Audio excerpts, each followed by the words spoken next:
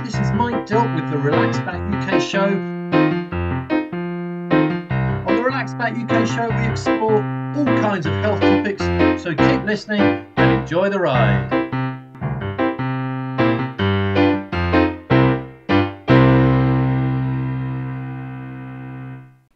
Hi, and thank you for joining me, Mike Dilk, on this week's Relax Back UK show. The topic this week is all about work-life balance, keeping yourself in good shape, and also looking after your staff, your team, making sure that they have good health and well-being. And the company I've set up, we've actually got stoked as one of our company values, believe it or not. So we actually encourage the people that work for us to actually go and seek it out, because we know it's going to improve their mental health, their productivity, how they feel about working with us, you know. My guest is Richie Jones, who set up the company VVast. So please do stay tuned to hear about his approach and what he means by being stoked. But before we get going, there's a couple of items of news really that I'm very keen to tell you about. UK Health Radio is now available as a podcast. All the different presenters and their shows are available as separate podcasts, and you can hear those on all the regular podcast channels.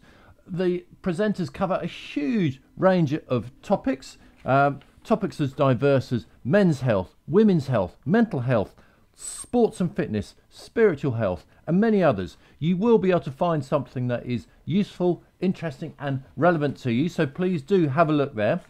Once you've listened to this show, of course, that is. If you're listening to a podcast version of the Relax Back UK show, please do the like and share thing like you do with a podcast that you enjoy. You can also see a video version on my Relax Back UK YouTube channel. Now, the video version might be useful for this next bit, this next thing that I want to show you. I want to show you the chair that I'm sitting on. Now, let me just pick it up here.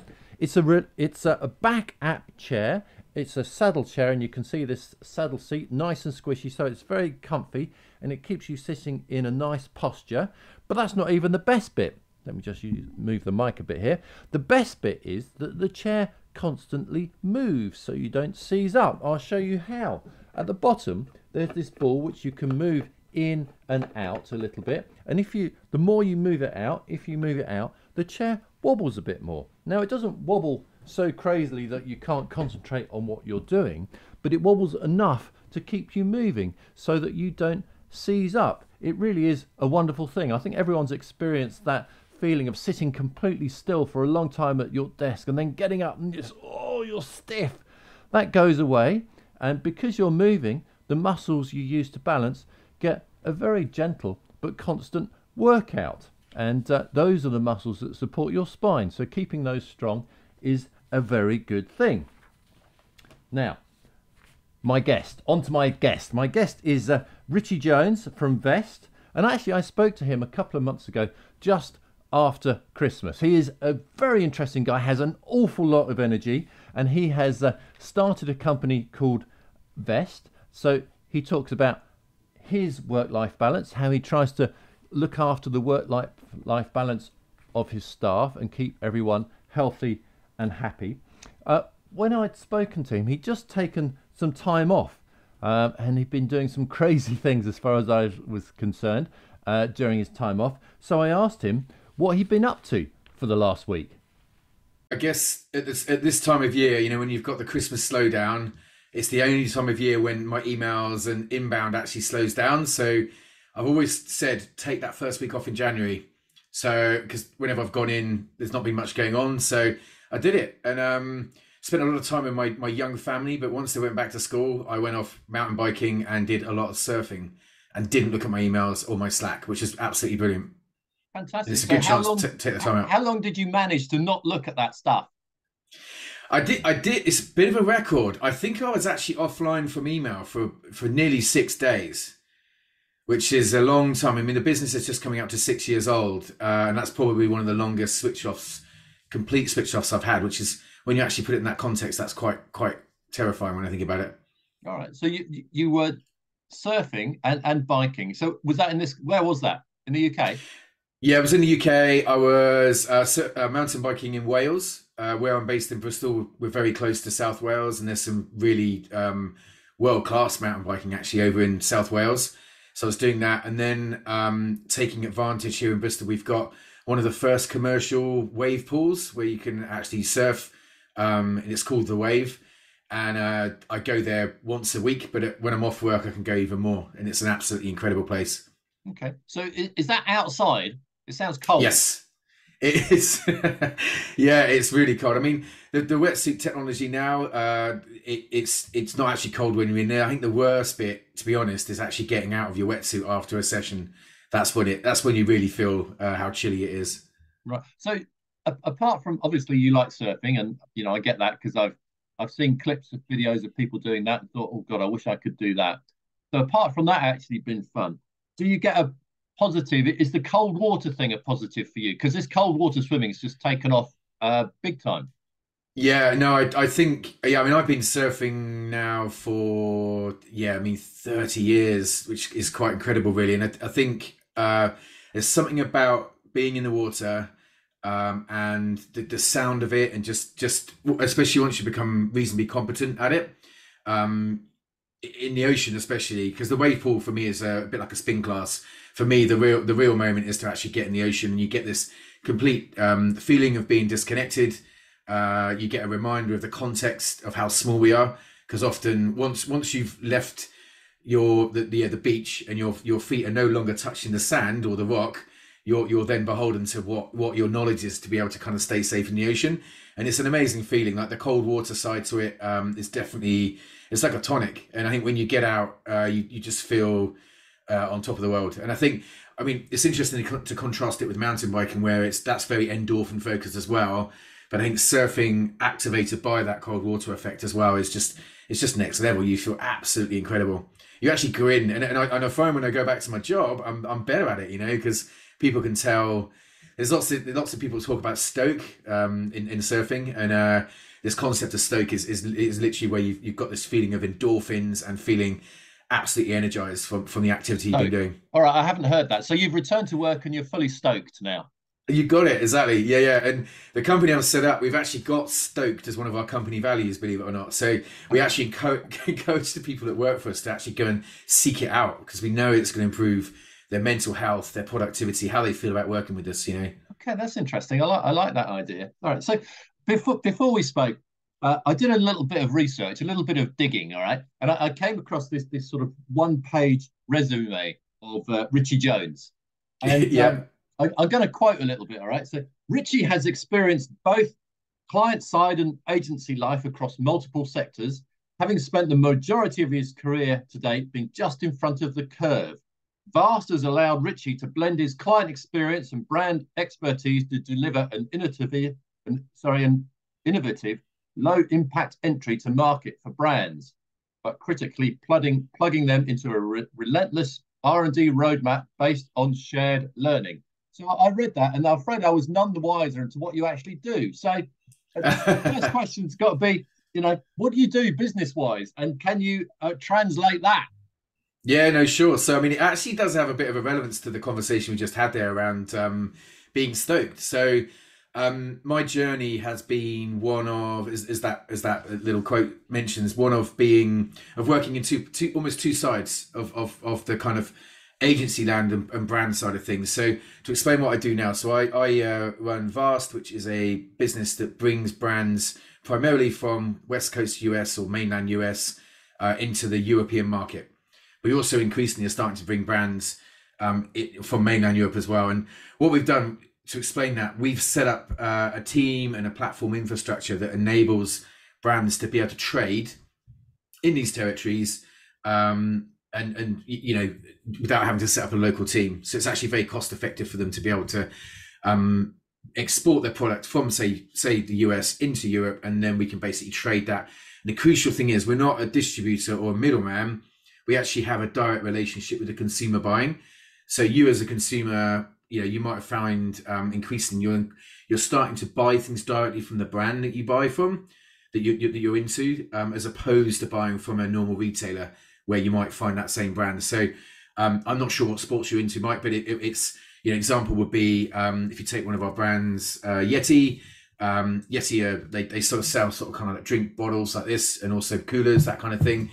when a consumer buys from the Yeti Europe website, that's actually us running that site. And that's really, and the consumer's none the wiser. But it's a really cost-effective way for the brands to basically achieve like low capital entry into what is quite a tricky market to set up in because of things like Brexit, all of our privacy legislation, all those kind of things. It's actually quite a bit of a minefield for companies to set up in territory without local knowledge, and we solve all of those issues. So it's a little bit more than just setting up a website for people to peddle their wares on. You take care of the legal stuff, the importing, the exporting, all this kind of stuff. So my business, I import ergonomic furniture from Sweden. Oh, okay. I've just been dealing with HMRC, and it appears their objective is to put small businesses like me out of business, I have to say. So they don't make it easy. After this chat, maybe I'll be giving you another call. Yeah. Please do. I mean, but on that, I mean, it actually links into this whole comments around the kind of surfing side of things, because what's actually happened to me is we're so lucky that we work with a portfolio of brands that I actually genuinely and passionately believe in their brand mission, because it is very much aligned about outdoors, sustainability. So we're going for our B Corp this year as a business, so we're able to pass on the sort of sustainable and ethical ways of trading to our brands. B Corp? B Corp, yeah, which is a certification. Yes, it's a certification level that you can get for your business that demonstrates you have a certain level of compliance that you're doing from a sustainability point of view. So simple things like making sure you're not putting when you're sending out a package to a consumer, you're avoiding things like single-use plastic, or in terms of like shipping miles, you're not sending things the other side of the world only to send them back again. That's one of the things we help with our brands with. But then crucially, ensuring that the people that work for us are being treated in a fair and ethical way, and we're doing all those kind of things where we're really leaning in. I mean, we spend many millions with the likes of Facebook, Instagram, Meta, all those kind of people. So we have a whole ethical advertising policy as well that we're implementing as well. So it's really enabling these partner brands that we work with to have an ethical kind of stance and how they operate. And that really resonates with me as an individual, because it means that suddenly we've got purpose as opposed to just profit. Sure. And I get it. That's really good. I'm sure later on in the chat we'll talk about some of the details, but let me ask you a sort of a slightly bigger question. Again, I kind of sometimes specialize in the unfair question, Richie. So apologies in advance for this question. But so you help people essentially sell their wares online, away from shops, away from the high street. So the big question really is having everything online, is that good for business? Is it good for life in general? Yeah, no, it's a good question. I think in the age of I think at the height of the pandemic, there were lots of question marks around viability of high street and what was the high street actually, what was it going to be, what was it for, in the future. And I think for us coming back, what we succeed with our brands, that our mission is not to shut off a brand's kind of wholesale or retail channel. It's very much to complement it. And I think the most important, so this is like the omni-channel kind of retail play. And I think the most important thing for us is that we work in partnership with their existing retailers. We can help a brand identify where a retailer might be behaving in a way that is actually damaging for the brand as well. So we can identify some of those retailers where they might be going into discount unnecessarily, like way too early in the season, which is great for the initial kind of top line of sale. But in terms of like driving long-term brand success, no one wins when you're in discount. And crucially, that ties back to the sustainability point as well, where the consumer is most at risk of buying a product they don't need when it's in discount, because they just see that classic kind of race to the bottom scenario. Exactly that. Yeah, definitely. And that impulsive nature of e-commerce, because we're using quite strong, kind of like almost philosophical tactics to get people to buy. It's important that we are behaving in a responsible way to make sure they're not buying something they didn't actually need. So to your question, I mean, to your point, we see it working as a kind of omni-channel play. And I think increasingly, you'll see retailers creating almost cathedral-like spaces, to really show their product off in an amazing way, in a way that you just can't get that feeling when you're shopping online. And I think the combination of bricks and mortar actually touching and feeling a product, along with getting that consumer to ideally repeat on the online channel, is the kind of future. I don't think it's going to be just online. That's the key. No, all right. Well, certainly, I quite enjoy going to my local high street. Yeah, I suppose I'm a bit different because actually there's a local market there as well. So most weeks yeah, I go to the market, and actually I quite often say to my wife, if I go to the market and I don't meet someone I know, I feel a bit disappointed. You know, yeah, yeah, I, yeah, I suppose at heart I am a bit of an old gossip, but I do actually enjoy going to the market and meeting people that I know. So I think the high yeah, street still very much has a place, but it's definitely changing. So in yeah. the world of, well, not just retail, this might be slightly outside of your expertise, but I'll ask it anyway. What is the future of the high street? You mentioned these sort of cathedral-like um, warehouses that really show off products, but what else could happen to tempt us I, to these places? Yeah, I think. I mean, it's really interesting. You referenced the community and social element to it, and I think that's what's happening more and more is that people and the way that sort of the kind of standard local shopping is definitely panning out is there's. It sounds very contrived, but I think people are seeking out more experiential experiences anyway. So I think it's the onus in some senses is on the brand to create these places for community to meet, especially. So some of the brands we work with, and there's some great examples out there as well, where they will hold events in their stores. And if you again, if you just reference, say, someone like Yeti, for example, in their US stores that they run, which they're going to be rolling out in Europe as well, they have music on in those stores, like live music, but then they'll also have a key professional snowboarder might come in and talk about what it was like to compete in the Olympics, and all of those kind of things are being put on by the brand. There's beer there, there's nice food and that kind of stuff. So I think the future is going to be on from a brand experiential point of view will be to create these moments where the customer will really buy into it. So and want to experience this brand extension. So it's not just you buying stuff from the brand, it's you actually experiencing what they're bringing to life. That's the key thing. Fantastic. So do you actually help these people, your customers, create these experiences as well?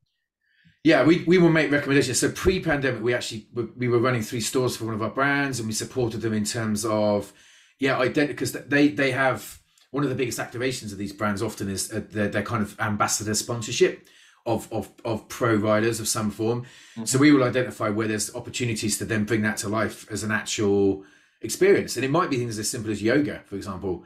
Some of our brands, they do that kind of thing as well. So it's those moments where you can activate, is what they call it, is the kind of marketing term for it, is activate the brand in a way that's going to then resonate with the consumer. And it's not just them buying stuff, it's look, check this out, this is a real chance to kind of come in and hang out with us. It's really exciting.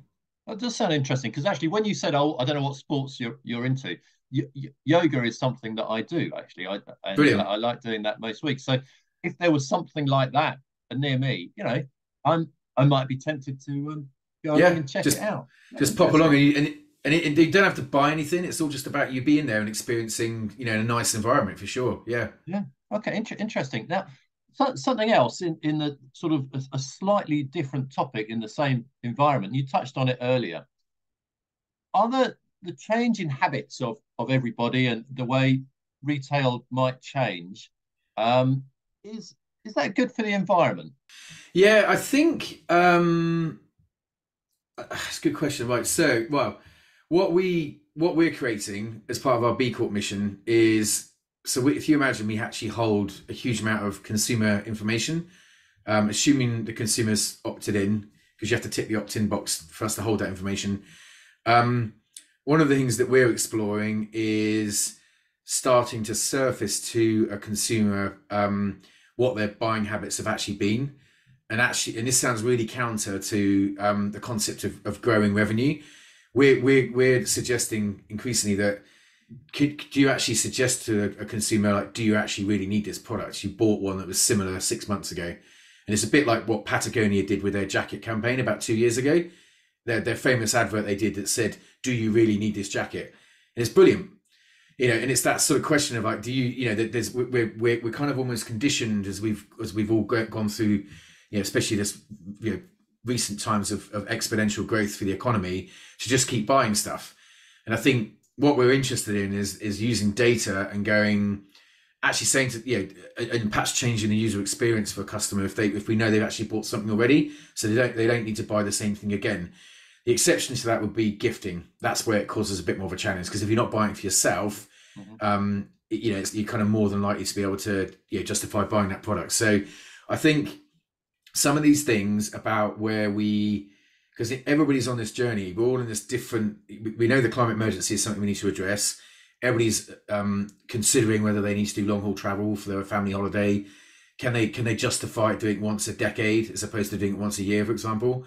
We're all in this journey about deciding how much we need to pull back on our kind of spending and consumer habits. And I think in a way, some of it, the onus can be put on a brand to not expose the consumer to as many sales opportunities. But I think at the same time, it's a bit like how our economy in general has to switch out from fossil fuels in general. I think we're all in this journey about how quickly we need to change our habits. And I think so that answers your question, is that I think the brands that are engaging it and being more responsible, so not the fast fashion brands, for example, are the ones that I think will demonstrate that they're being more environmentally conscious. I think that's the key thing. Yeah, that's interesting, because I have to say I've been getting more and more worried, alarmed by this idea. If you Google, I don't know, for a camping holiday, magically an advert for a tent appears. Yeah, that's right. And all this information. Well, that's another story. Oh goodness, who knows what about me and what I'm planning? Let's stick that to one side. But this idea of these adverts popping up that are getting us to buy stuff, and using AI worries me per se. But this idea of, do you really need that coat? Do you need that extra pair of shoes? I've never noticed that. Is that so if I've had my eyes shut, or is because it's not happening very much yet? No, it's just not. I don't think it's happening much at the moment, but it's something that we're looking to roll out. So, and we always have to have our brands kind of buy-in on that. So what happens? You'll probably see B Corp in the logo. It's like a B with a circle around it. You'll see it now. You'll see it popping up more and more. It's one of those things, Yeah.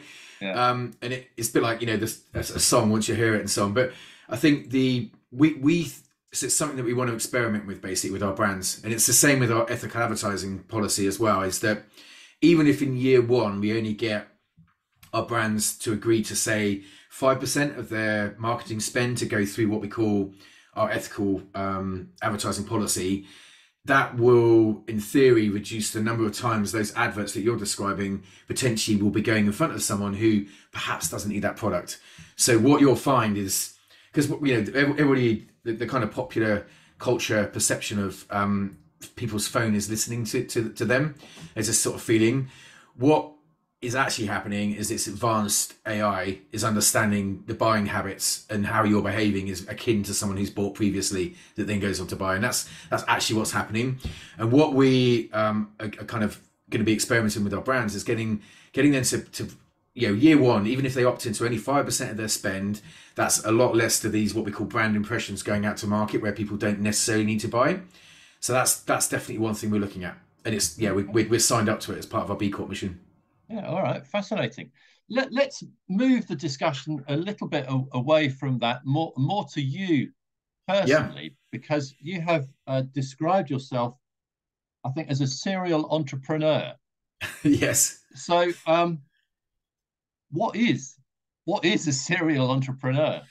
I think it's basically the challenge is, once you've started your own business, in my case, I've founded and sold a previous business and now gone on to found another one, which is now the current one, VVast. Once you've done that, the kind of joke amongst other peers that doing the entrepreneurship element that we're doing is that we're essentially unemployable by a normal business. Once you've started the kind of, and you get used to the kind of highs and the considerable lows that you experience as an entrepreneur, you would rather not have it any other way going forward. So the concept of serial entrepreneurship is that, and you know, going forward, I'll be taking stakes in other businesses and taking on non-exec roles on other boards as well. It's something that you just keep doing. You know, once you buy and sell a business, you know you can keep doing it and do it again. And it's almost like when I went brand side, which you referenced earlier in the interview. When you do go and work for someone for a bit, you just look at the guy running it sometimes and go, sometimes you don't know what you can tell they don't necessarily know what they're talking about, especially with emerging technologies like where we are at the moment. It's so bleeding edge. You want to be the person who's kind of driving the strategy, because you don't want to be limiting yourself in terms of what the opportunity could be, for sure. Okay, so something that and you can put me right on this, it sounds like you don't fall into this category. When I think of a serial entrepreneur, I haven't heard this anywhere, by the way. This is just my thought, which I'm thinking really is incorrect. You start a business, hype it up, sell it quick before anyone realizes it doesn't really quite work. Do you know what I mean? Yeah, I mean, there's a lot of business sales out there that would align with that, for sure. Yeah, and I think the really shrewd investors can spot that when you're inflating profit, you know, when you're capitalizing items in the third year for some reason, all of those kind of things. So I think yeah, but I think especially in the tech sector, there's a lot of examples of people buying something that perhaps they thought they were buying, but the actual reality is that it wasn't really worth what it is. Yeah. Dare I say, I think maybe Twitter might be an example of that, but we will see. That's quite topical just now, for sure. Yeah. Yes, definitely. All right. So, I mean, but being being an entrepreneur definitely has highs and lows. You know, I can tell you some of the grief. In fact, I was just earlier in the interview talking about, you know, dealing with HMRC and some of the difficulties. Yes. Being a serial entrepreneur, I'm not a serial entrepreneur. Can it lead to serial health problems? You know, because it's not an easy life you've chosen. Let's face it. No, it's a good question. I mean, I think I definitely made a mistake with VVast, because it's like a further company that I founded. I almost set myself some ground rules, and I think the difference this time round with this business is that I'm married and have got a young family, whereas my previous entrepreneurial experiences, I've just been able to work crazy hours, work weekends, not take holidays. Whereas this time with the family, it's actually been incredibly healthy for me in terms of keeping me grounded, keeping things in perspective, and forcing me to take time away from the business, which is actually really, really, really valuable. Even though it is sometimes as stressful, but it's a different form of stress, and you find bizarrely you can still go back and still feel refreshed. But I think I definitely made a mistake about 2.5 years ago, and my body reminded me of it. I was overtraining on my mountain bike. I was chasing miles using an app called Strava. Strava, as you probably heard of it, it's very much like will give you almost like gamification, incentivizing you to go, oh, you could do another 10 miles a day and you'll hit your monthly target. And and we've got similar tools in the business that track our revenue and our margin performance and our year-on-year performance. And I started treating my body like the business. And I forgot that you've got to keep this thing fueled and you've got to get more sleep. And basically my back one day went, no, you can't keep doing this. And I was basically overtraining, and I wasn't doing the right mobility for my body, because it's, as you probably know, with biking especially, it's very much very all about your legs. You're not really supporting your lower back correctly and all those kind of things. So what I've gone on to do since, which has been an amazing experience, is I actually train with a chap called Ollie, who's part of Surf Fit Academy, and he has given me not only surf coaching but also an amazing program that I'm still doing to this day. It's all work from home stuff that is very much focused about building up my mobility, crucially, and also strength. And I've now I was offered an operation on my lower back that I haven't actually had to take. I've been able to manage it through brilliant yoga, through brilliant mobility, through focus on my surfing and my biking, and to get that balance back. And it's been transformative to my life, because I can now feel as a 48-year-old that I've got an amazing platform now to see that I'll be surfing into my 90s, hopefully. You know, I'll be there with a Zimmer frame on my surfboard, you know. And it's just great, because it's been, I can really see I was making some really silly mistakes with my biking before, just overtraining. Yeah, my hips were so locked they were locked, and I can really tell now when I'm on the bike now. I'm like, wow, I'm so much more fluid, and just again, dare I say, stoked. You know, it's really, really good. Okay. All right. So you look after now. You look after your health Yeah. as running the business. Does that translate into? And actually, you alluded to this earlier, so I think it probably does. I don't know how many people work in the business, but presumably it's not just you. No, Your no, we've got staff. about it's just over 30 now. Yeah, over Okay. 30. Yeah. And so are yours? Do you? How do you look after your staff? I guess is the question. Yeah, so yeah, I mean, it's part of the mission to B Corp. It's actually made us focus increasingly on ensuring that we've got the effective mental health support in there in particular. There's we've got a dedicated HR team that are helping us on that journey. I mean, I just on a one-on-one basis have encouraged people to like my direct line reports to do more sports, and we actually have a company value again that is as part of that relating to your stoke is to just like live our brand values in some senses, and that find time to take time out. That's the most important thing. And we as you alluded to, we've got a big retail focus, so we have a very much a big quarter 4 peak because of the Christmas peak. So we try and get people, especially this time of year, hence why I was off the other day, to take time off and just get that time to really recharge. And I think we've identified HR as a big part of what we do going forward. It's just really, really important. I saw something in the news yesterday, which was about workplaces and happy and healthy workplaces, and it was a comment about when it's someone's birthday or the boss's birthday or whoever's birthday. It's kind of a traditional thing in an office for them to bring in a load of cakes to share with everyone. And they were saying that actually this is a bad thing, we shouldn't eat so many cakes. But that might be true. But I kind of like the idea of everyone getting together and celebrate a birthday. So what happens when it's someone's birthday at your business? Yeah, I mean, we do the cake thing. Actually, I think was it the Food Standard Agency? I think it was actually put out that advice. It was someone really bizarre who'd actually made this comment. I saw it on Twitter. Yeah, I think I saw it as well. I think you know what the classic thing is about cake is it's all about balance. As long as you're not eating it every day, and I think maybe the way I view it is I have a slice of cake when I'm in the office because I don't think I don't have a cake sauce elsewhere, to be honest. So unless I go out cycling somewhere, so I might have a bit of cake. So it's like everything, isn't it? I think it's the good old balance word, isn't it? I think it's just another.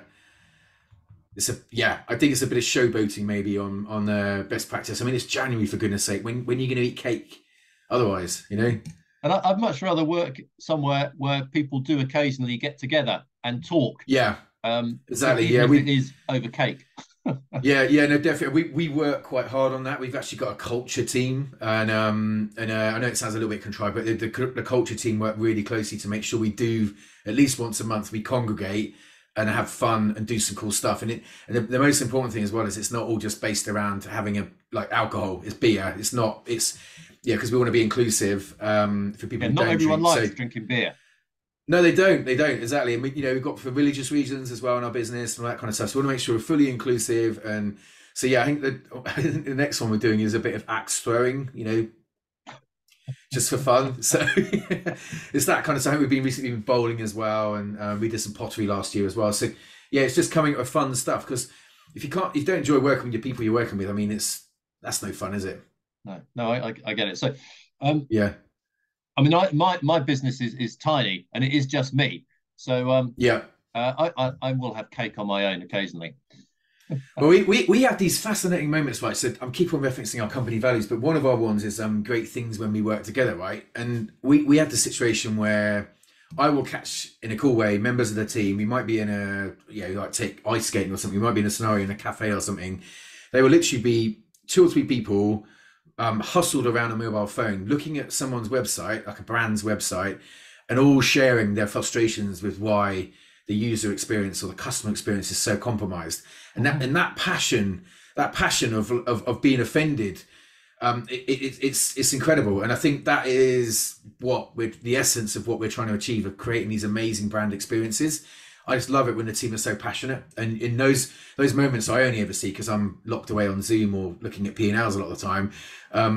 I love witnessing those because it reminds me of why the business exists. It's real passion for sure. Yeah, no, good. I mean, I love the way you've spoken about your business. I mean, you've proved to me that it does something useful, it does something worthwhile, and it's good for the people that work in it. Yeah, But great. with all that in mind, um, as a serial entrepreneur, what's the next project? What's the next thing you're up to? So, well, the interesting thing, right? So we just started this B Corp journey. So our next thing we're doing, right, is we think we can influence the very fabric of retail. And I know this sounds like a grandiose statement, but I think we can, with some of the stuff we're going to test and learn, we're actually going to approach it in the same way that, say, Volvo did when they invented the seatbelt, or when they actually invented, obviously, the airbag as well. That is an open source patent they've got on those two ideas. And when they invented those ideas, they realized that they could save so many people's lives across the world by making the technology involved in like a seatbelt free to use. What my kind of like ambition and mission is with this business is I think we can trailblaze examples of where we can start to address the climate emergency in retail, which is a hideously polluting sector, to actually influence the whole of retail. So my kind of next big thing is to just genuinely affect and start to demonstrate you can make change. It can start off really small, and then you can start to influence some of the biggest brands in the world. And we've got, we work with VF. VF are a sort of 13 billion US dollar turnover listed business. If we could demonstrate to them, look, we made this small change on this brand that we work with, which is Jansport, which is one of the bigger ones. Imagine if they adopted that change with one of their brands like North Face, for example. That would be phenomenal. They would have a kind of snowball effect. So I would love us to be almost as influential as, say, Patagonia could have been in terms of changing supply chains, changing consumer habits, and being really open about it. So yeah, that's the kind of big idea. And it sounds pretty full on, but it'd be great fun if we could do it. I think that sounds like a absolutely wonderful plan. Yeah. Because you've got to have a plan in life, haven't you? You Otherwise do. you sort of drift about. And Yeah. I think that's fascinating. We might have to get together this isn't going to happen next week, is it? We might have to book a time a year or two ahead for a bit of feedback on how that's going. Yeah. I mean, I think timeline wise, get us in a year's time, because I think we'll be in a really interesting place. Because you can't beat the kind of idea of talking about this in a fairly utopian way, and then you have the hard commercial reality of when you're turning around to a brand and saying, we actually think it might affect your year-on-year growth by 10% if you adopt these policies, but wow, look at what you're doing to the environment, look at the kind of consumers you're engaging, because these consumers are going to engage in your brand because they believe in your mission, as opposed to you guys being cheap or whatever, things that don't build equity. So it's quite a compelling selling point, we think. Yeah, all right. But yeah, let's meet up again in a year's time, and I'll let you know how it's gone. All right, I'll do that. But in the meantime, if people have been listening, either individuals or, dare I say, companies from the States that are thinking, I like what this guy's saying, and I'd like to think about maybe doing some business in Europe, how can people find out about or more about you and the business? Yeah, sure. So the best place to go to find out more about us is our web address, which is VVast, spelled VVast.net. I'm also on LinkedIn. Just search Richie Jones Vast and I'll come up. The good place our own website's probably the best place though, because we've got some great vlogs on there about our mission. And our most recent one, there's a B Corp page on there as well. And I'm talking on that B Corp page about a recent trip I made to Pakistan last year, where I witnessed the kind of glacial retreat with my own eyes in the Himalayas. And it's one of the reasons why I've got such passion about driving this Focus, because I've seen it with my own eyes. And I think, have a look, see what you think. But get in touch if you're interested. I'm sure people will. So look, Richie, thank you very much indeed for taking a few minutes to chat. It's much appreciated. No, it's a pleasure. Thanks for having me, Mike. Thank you very much to Richie Jones for being such a great guest. And thank you to you for listening, and have a healthy week. Until next week. That was the Relaxed Dad UK show with me, Mike Dill. Thank you for listening, and please do join us again next time.